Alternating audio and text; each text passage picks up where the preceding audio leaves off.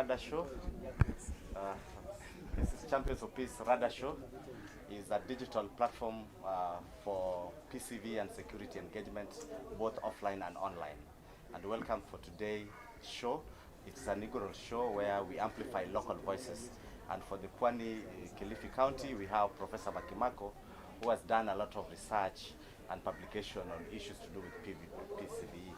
We also have the Deputy Governor of Kilifi County. In attendance, we also have His Excellency, the Ambassador of the Kingdom of Restaurant, and the Vice Chancellor, Pwani University, and of course, Head of Provincial Resilience Commissioner Njenga Miri, and the County Commissioner, Kilifi County.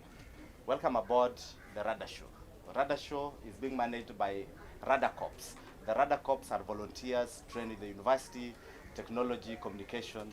They are assembled this technology, and all these equipments are brought by the funding from the Netherlands government. So as we start the show, my name is H.E Opondo, the co-host for Radar Show, with my colleague. Yes, good morning everyone. I'm Ismail Moalim. I'm the Regional Security Coordinator at the Netherlands Embassy, and this is one of the activities we support. Thank you, my co-host. So we want to go directly to our discussion. And the first question goes to the Ambassador. Thank you for the investment. Netherlands government is investing in Kenya, especially in peace and security. So my question would be, could you explain to the public what the levels of investment in peace and security and how it also relates with the regional stability? Like Kenya is not an island, we have Somalia, we have Congo, we have several countries which support the stability around the country. Well, thank you very much for the opportunity to be here and to see all the activities and to have this interaction so that we can explain why we're doing what we're doing. You asked what is the level of activity that we are doing. In terms of finances, this program that we are now setting up and having put into implementation is in total, I think, about 246 million, if I'm correctly, shilling. It is covering 25 counties, but it's not so much the money, it's not so much the number of counties, it's of course what you try to do in the program. And what you try to do in the program, I think, is what we have just seen before, is that it is if you want really to prevent violent extremism, you have to address that through many different dimensions. So it brings together health issues, it brings together economic issues, it brings together religious beliefs, it brings together norms and behavior, it gives together the issue of youth and their future. It also connects to environmental problems. So it's a multitude of different aspects that could cause tension.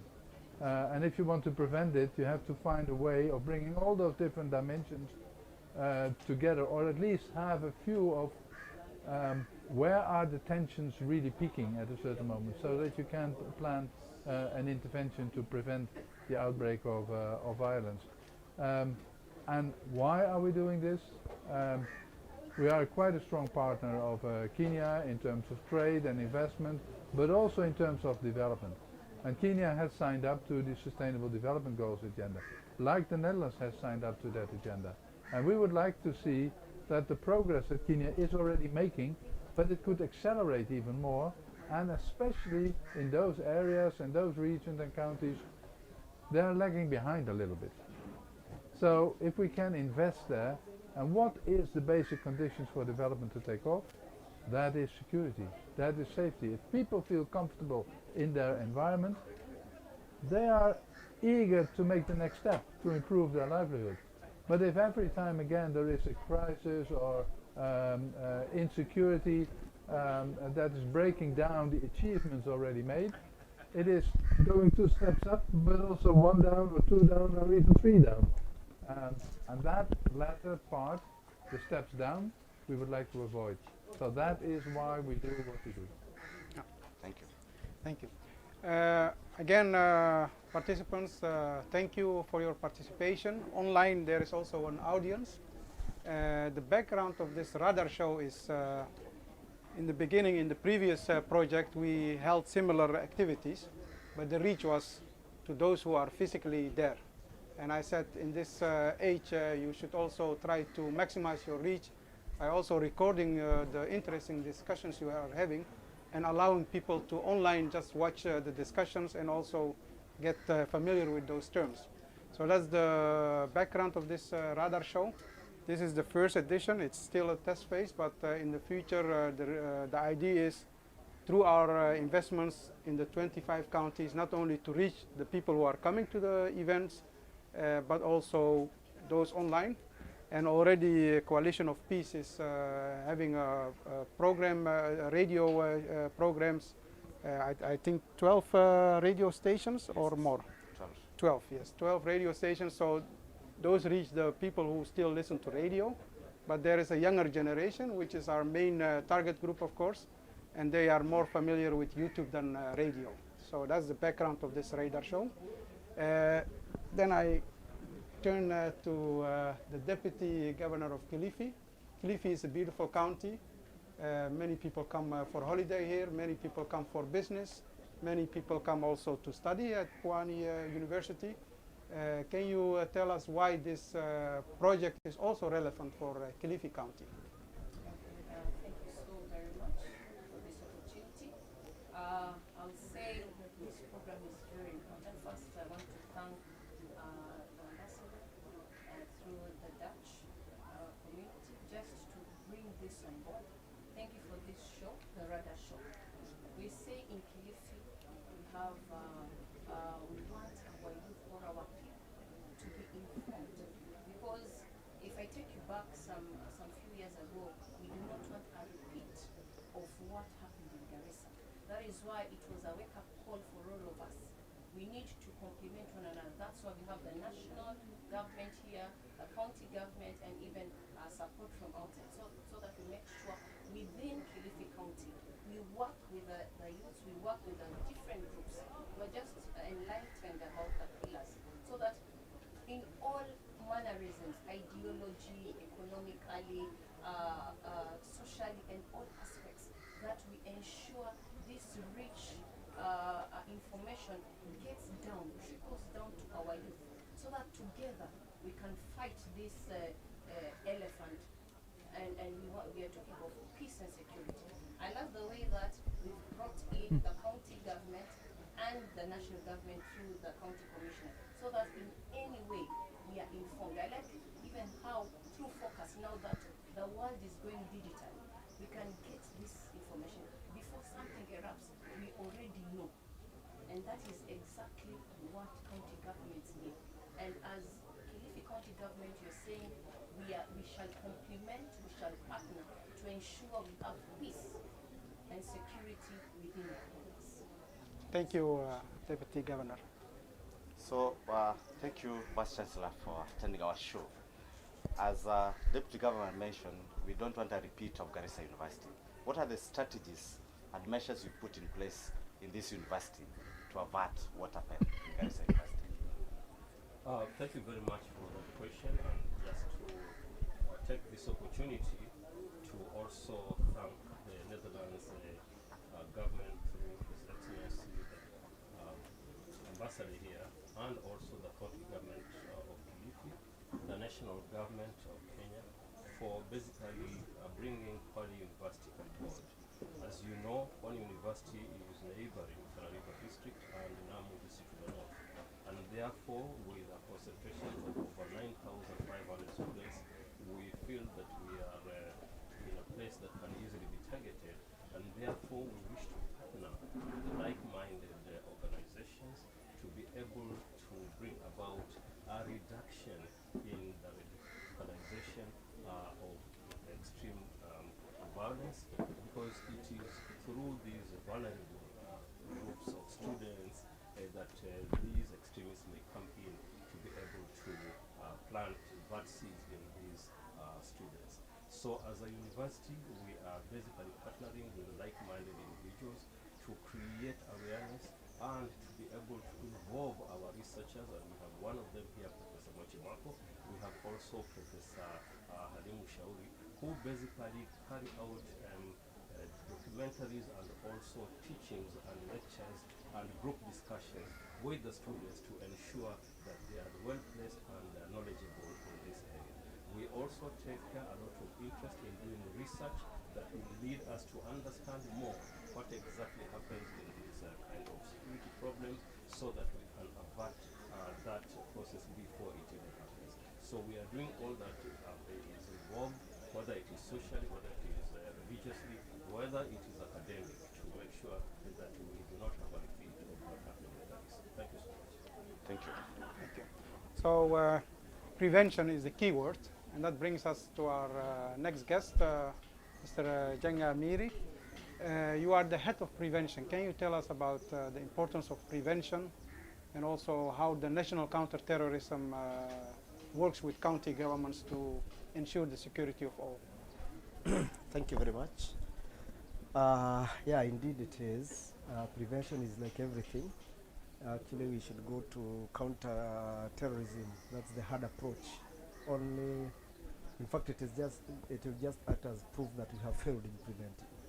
It's actually not a very good thing. It's not positive, because when an attack has happened, and that's the ultimate in the whole process of radicalization recruitment, is about attacks, killing people, and destroying property.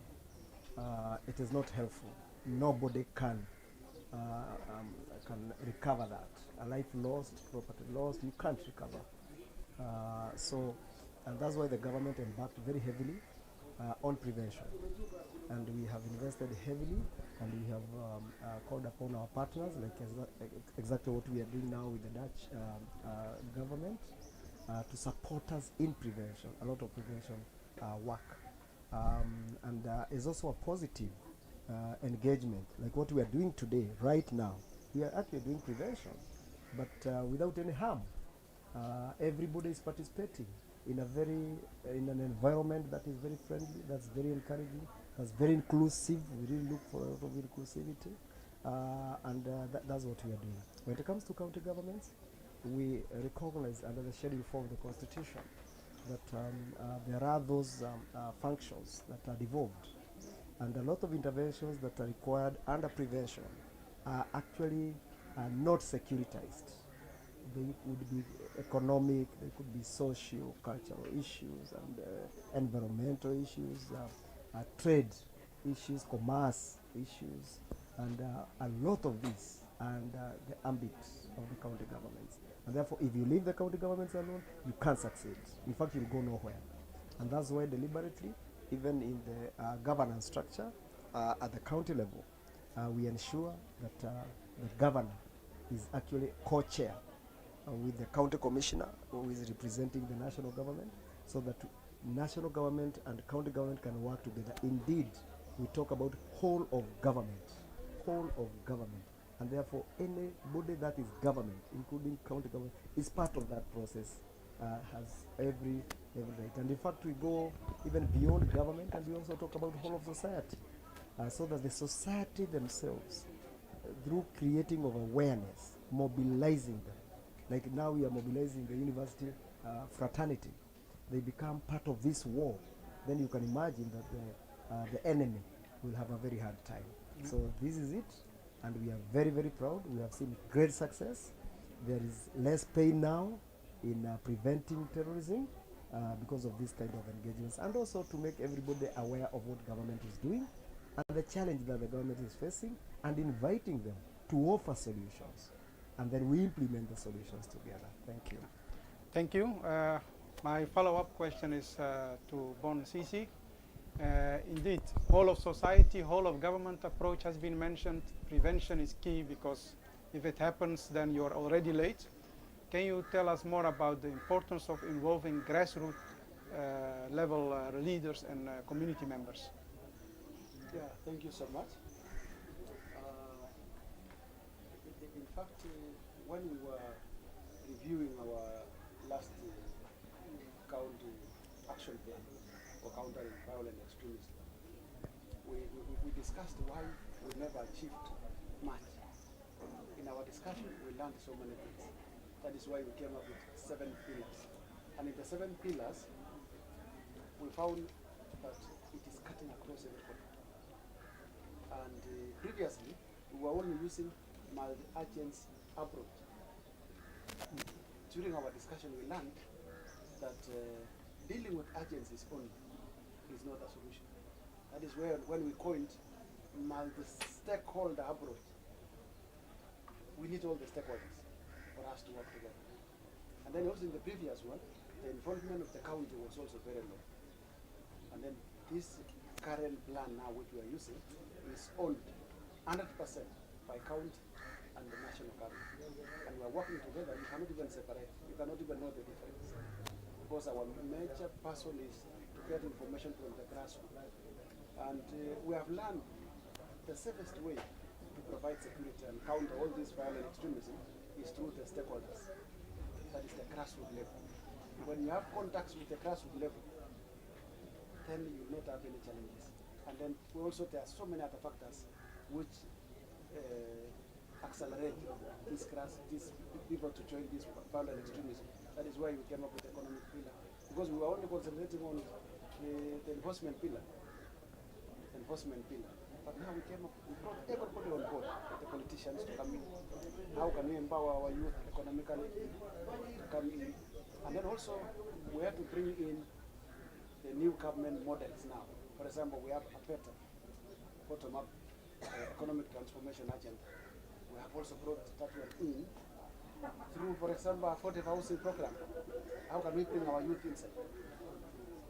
Yeah. So that one, my brother, there is no discussion. Multi-stakeholder approach, using the community, the lowest level, with this focus now. You have seen the person who is presenting is my officer. And we have an officer also for the county in that team. We have invited the director from the county, who is part and parcel of this focus.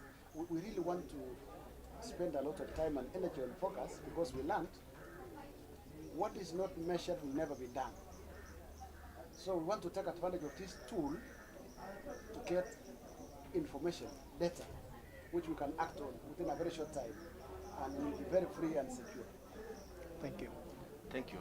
My final panelist. Terrorism is evolving and highly dynamic in Kenya and the region and globally. Professor, you've done a lot of this empirical research. What are the new signposts you are seeing in Kenya and the region which push our young people to radicalization? Thank you very much. It's true, as you say, that terrorism has not remained static. It keeps on evolving, and there is always need for interventions to respond to the different ways in which terrorism evolves. And you cannot do this if you do not, if you're not alert, if you do not improve your knowledge and skills. So I think what happens in universities is that you must pick up the challenge to find out what are these new trends and what kind of responses are expected to be provided. I think I remember that when this became a problem maybe 15 years ago, it was through people in the university that started to really do research in this, and the outcome was the national strategy and the county action plans. All these were in response to what is happening in our society and how do universities and scholars in universities respond to it. So perhaps more additional research is required to be able to identify what are these new areas where this radicalization and extremism continues. I'm actually delighted to say that what RADA is doing is actually one of the ways in which an effective response can be undertaken. Because you know, once extremists realize that physical interaction with their recruits is find different ways. And virtual recruitments, online recruitments will have been major enterprise for streams. So it is also in these areas where you find out how does it happen, what kind of measures are we supposed to deploy. But that can actually Developed in such a way that either with support from a donor it can be extended to the other 22, or, and that would even be better, that the National Counter-Terrorism Center would be able to do these programs themselves. Because in the end, that is what we are aiming for. Develop the methodologies and the techniques, making them available. Once they are used, they can also be incorporated into the regular structure of government entities and the NCTC and local organizations. So it may not be necessary for us as a donor or any other donor to move in for the last 22, but we will keep an open eye on that. Thank you. And the final question, maybe targeting government. I'm Neville from JKUAT, Kenya. How will you ensure prevention of terrorism around the institutions? Thank you. I think that's a brilliant question. And let me say that first, we appreciate that he's concerned about, and he's also very much aware about it is important to handle the institutions. We understand that these institutions, of course, carry heavy burden of the young people who are also targeted by the violent extremist organizations. And what we have done is that we have, as a National Counterterrorism Center, developed a university program engagement. So even outside this NIPI 8 county support, we are also using other resources to reach out as many of our institutions of higher learning as possible. So I believe that in due course, we would be able to cover almost all the institutions of higher learning. So this is an ongoing process. It's very wide, and we are keen to have all of them covered so that you don't leave any ground that is untouched. Of course, because any space that you leave, the violent extremist organizations will hit that one. Yeah.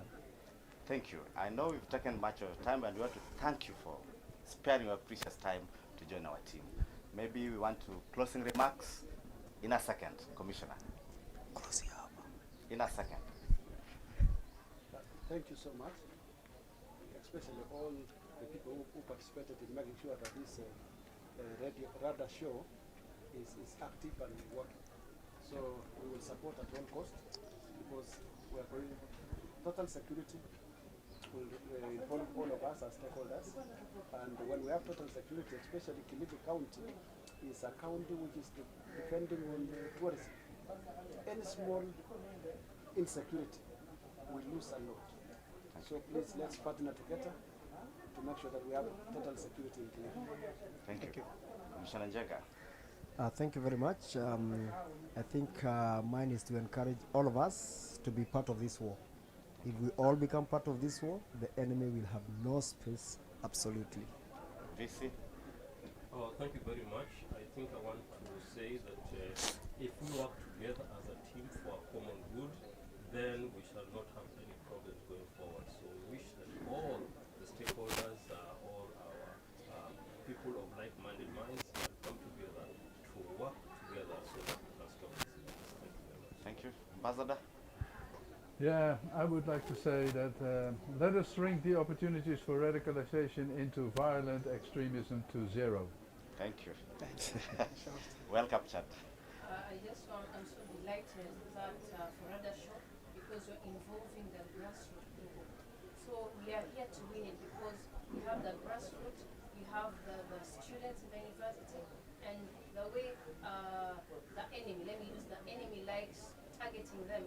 I love the way we have diverted and used the same youth to ensure that they know everything about it, and because most of the time the enemy likes using them to lure them with money. But above everything else, I love the way the national government and all stakeholders are really to ensure that we really fight this and we really are aware of what is happening.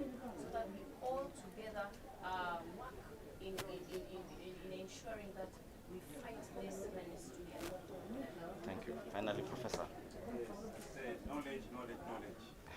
Research. These are the cornerstones of solving our problems. That's short and powerful. Thank you, our distinguished guests, for participating in this first edition of Radar Show. Thank you online for joining in and also asking your questions. This will be a weekly show, as Ellie explained. So please like and subscribe to stay in touch. Thank you. Imagine yeah. But you are sharing. My has the capacity. Oh. Good. It's hot. It's actually Hot. humid. Lukt het? Ja, je kan hem. So where are we going from here? Is het een knijpertje? Ja. Thanks, Ging heel goed. Ja? Ja, hè? Ging heel goed. Ja, ik vond het ook erg. Ik dacht van, ik wist dus niet wat radar precies was. Nou ja, ik kreeg het later te horen en hij vertelde me, het is eigenlijk wat we normaal doen, maar nu proberen we online elementen aan toe te voegen. Dat is eigenlijk mooi. Dus low budget, geen huur van een zaal of wat dan ook.